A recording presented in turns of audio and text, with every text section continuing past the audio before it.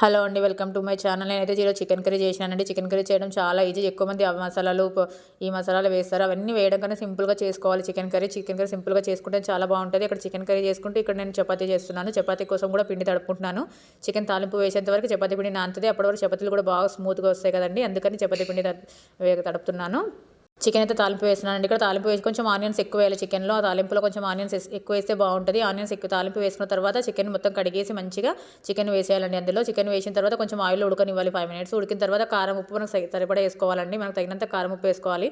Chicken కర్రీలో కారం ఉప్పు కొంచెం ఎక్కువ ఉంటేనే బాగుంటుంది. నేనైతే కొంచెం కారం ఎక్కువనే వేస్తాను. కారాన్ని కూడా కొంచెం ఆయిల్ ఉడకనివ్వాలి. ఆ ఆయిల్ ఉడికేంత వరకు ఇక్కడ నేను చపాతీ ప్రిపేర్ చేస్తాను. ఎందుకంటే మా పిల్లలకి స్కూల్కి టైం అవుతుంది, అందుకోసమని రెండు ఫాస్ట్గా చేస్తున్నాను. అక్కడైతే ఆయిల్లో చికెన్ ఉడుకుతుందండి. చికెన్లో ఆయిల్ ఉడికిన తర్వాత మనకు సరిపడా వాటర్ వేసుకోవాలి. చికెన్లో కొంచెం ఎక్కువ వాటర్ వేయదు, ఎందుకంటే ఎక్కువ వాటర్ వేస్తే కరిగిపోతాయి కదండి ఇట్లా వాటర్. అట్లనే ఓ కానీ కొంచెమే వేయాలి వాటర్. నేనైతే తక్కువనే ఒక గ్లాస్ అండ్ హాఫ్ వేస్తున్నాను అంతే. చికెన్ ఉడుకుతుంది. అక్కడ చికెన్ ఉడికిన దాకా నేను ఇక్కడ చపాతీలు చేస్తున్నానండి. పిల్లలకు స్కూల్ టైం అవుతుంది అన్నాను కదా, చపాతీలు కూడా చేస్తున్నాను. అందుకని చికెన్ అయితే అక్కడ ఉడుకుతుందండి. ఇక్కడ చపాతీలు కూడా నేను వెంబడెంబడే అక్కడ గ్యాస్ పక్కకే చేసుకుంటానండి, సపరేట్గా కూర్చొని ఏం చెయ్యను. అక్కడ చికెన్ ఉడికిన తర్వాత చికెన్ మసాలా వేసేసి కొంచెం కొత్తిమీర పుదీనా వేసేసేయాలండి. తర్వాత బాగా కలుపుకొని దిష్టి తీయాలండి. సాల్ట్తో దిష్టి తీసేసి తినేయండి. మీరు కావాలంటే ఒకసారి ట్రై చేయండి, చాలా బాగుంటుంది.